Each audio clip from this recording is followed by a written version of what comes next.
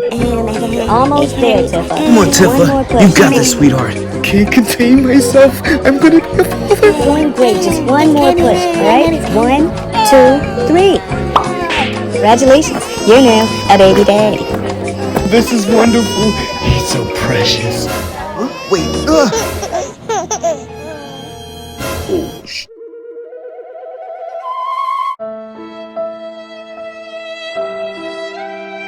Hey, what's up y'all? We're back with another action figure review. Today we are looking at the 112 SharkToys Fantasy Female Warrior. And unofficially we just gonna call her Tifa. And if you're not familiar with Tifa, she's from Final Fantasy VII. Game came out, I wanna say like 1997, man. Damn, that's a long time, like, and it don't seem like it. But the remake came out in like 2020, I think. And this is the look from the remake. And I gotta say up front, man, this figure, there's a couple things that she just doesn't do very good. We're gonna talk about that. Getting her height out the way, we got this girl clocking at about 6 inches, so that's a pretty cool height. I like that. So I'm pretty stoked that they're doing Final Fantasy VII characters in 6-inch form. I know that BoArtTakeOver is doing the original Cloud and the original Tifa, and I'm kind of excited about that, but I don't know if I'm really gonna get it because BoArtTakeOver, in my opinion, isn't really worth it. Like, they charge way too much. Everything they release is like $100, but and I can't say it's worth it. But this figure, I'm gonna hold my opinion on it till the end. But starting off with, oh sorry, my focus was out.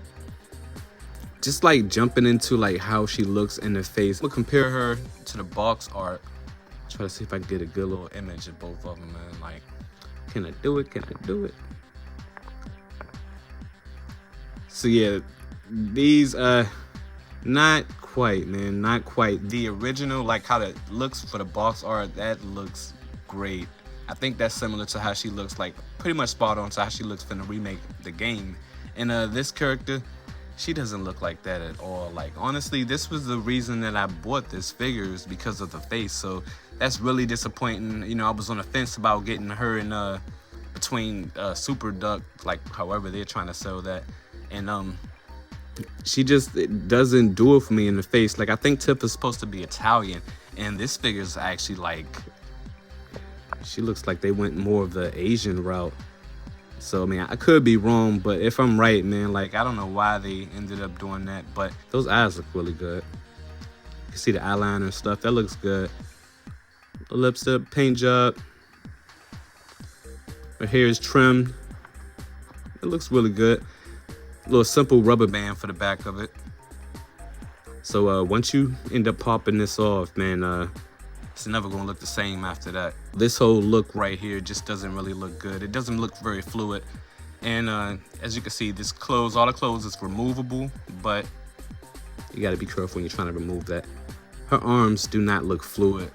I'm trying to get her arms straight so I can show you exactly what I mean. You look at that, I think her hands honestly could have been a little bit bigger. Like, it's just not very fluid, the transition from the silicone to the plastic. So I wish they would have made the hands just a little bit bigger, and the arms look kind of, they just look a little frumpy, you know, just a little bit. But she's got some good little design for it, just minimal paint. But the guards are floaty. They look alright, not too bad for that. The skirt is done pretty good. I do like that. Got a little gold touch. Nice little designs for it. When I got mine, unfortunately, it has a rip in it, and I have not been able to get a replacement yet for it. I'm probably not going to be able to show you that on camera. But yeah, be careful if you're trying to remove this, because it's got this little clip part right there at the top, but it's also got this one little stitch part that's at the bottom. So be careful with that. And then you can see the strap, which got some texture in it. That's pretty cool. I do like that. However, it's very, very loose fitting. I mean, I believe they just tried to do that to accommodate for the articulation, but honestly, like, I think they could have made that just a little bit more form fitting. I'm tempted to kind of just snip it at the bottom here with the razor and just kind of cut it a little bit and glue it back. And also the other thing is like, when you're articulating her, because of her outfit, let me try to see if I can show you guys this right quick. So her skirt is short, if I can talk right, and I don't know how they really could have did that, but if you get her in certain poses, it's going to like really ride up, and it's going to make it difficult to like trying to take photos and stuff like that. So Be real mindful about that. And also, I don't know why they did this. I guess they did it kind of just to prevent the skirt from riding up, but I don't think that's accurate. So if you were looking for a cosplay tip, I think they hit the nail on the head with this one. But if you were looking for something that was a little more game accurate, I think they kind of missed the mark. And I do wish they hemmed up the skirt part a little bit more tighter too. It's got some decent little design for the feet. There's a wash on it. That looks alright, but there's a spot on one of the front of one of the shoes, so that sucks. And this is hard plastic right here. A little bit on the bottom of the feet. For your articulation, I'm gonna start by saying that this figure does not come with any instructions, so I guess they assumed everybody would be familiar with it. So that's a huge miss on their part. But if you are not familiar with TB League Bison type dolls, it's like a silicone little body and stuff like that over a skeleton. So as you can expect, she gets really good range at the head. Left and right, nice full rotation and such. She also got movement at the neck. Nice little circular motion. That looks great. I like that. Use both of those joints and force it a little bit to get her looking up a pretty good amount. Down a really good amount if you use both of those joints. So that's not bad. I like that. Just have a tilt motion at the head. Pretty good range right there, just at the head, so that's pretty good. That's just using that ball joint at the neck. She does have really good range at the shoulders as well. Just be careful how you are maneuvering around this skeleton. I don't want to force it any more than that, but that's pretty good. There is a rotation at the bicep.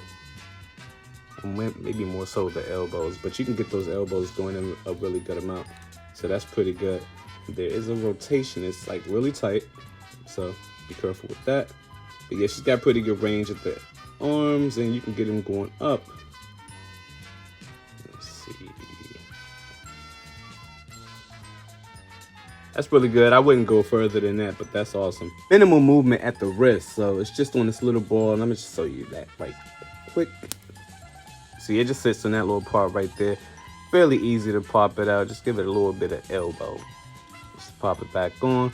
But yeah, she does not get a lot of range at the wrist, so of course you got your full rotation. So you can get a good little side-to-side motion. That is awesome.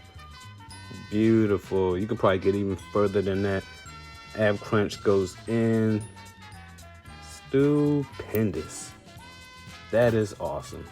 I like that. She goes back a pretty decent amount too. Yeah, buddy. Get her legs to go up a really good amount as well. Nice, nice. Got good range at the knees as well. So everything is looking real good so far, right? Got that nice little rotation right there as well too. So, but the ankles are another story. These ankles are, oh man, honestly, like I don't know if I came across another figure with ankles this bad in a while. I guess that kind of comes with the territory with TB League, but honestly, I wish they would have did like maybe a separate joint right there. Maybe had the ball stop, the skeleton stop like a little further up and like connected with the plastic little foot right there, and like maybe a double ball peg or something. Like I've seen it done, man. They should have did something, but anyway, she cannot go down that much. Does not go up that much. You can forget about that rocker. She does, however, hit a really good split. You can get her legs back a really good amount. Scratch that about the instructions. It does come with them, but it doesn't really tell you how you're supposed to move the joints, and it also doesn't mention how you're supposed to maintain the silicone. Like, it's going to get dusty and stuff. I searched online. It said something about some talcum powder, but I've never actually tried it because I don't really pick these figures up too much. And also, out of the package, she will have these plastic pieces around her limbs, her elbows and knees and stuff. I haven't removed it, so I'll probably just keep it on for now. Also, one thing I noticed is if you're trying to rotate her arms, it can't really get it to go outward. So you can get it going inward as I showed you earlier, but like, I don't know, either mine's are stuck or I don't know, it's just not budging, but I wouldn't really try it. But for her accessories, you got the 2 fist hands, style pose hands, 2 grip hands, and you can get her arms in pretty close, as you can see. And lastly, she comes with a set of choker hands, so pretty good spread in the hands, but that's it. She does not come with an alternate face, she doesn't come with a stand, and she's hard to balance, so it's crazy. That's crazy.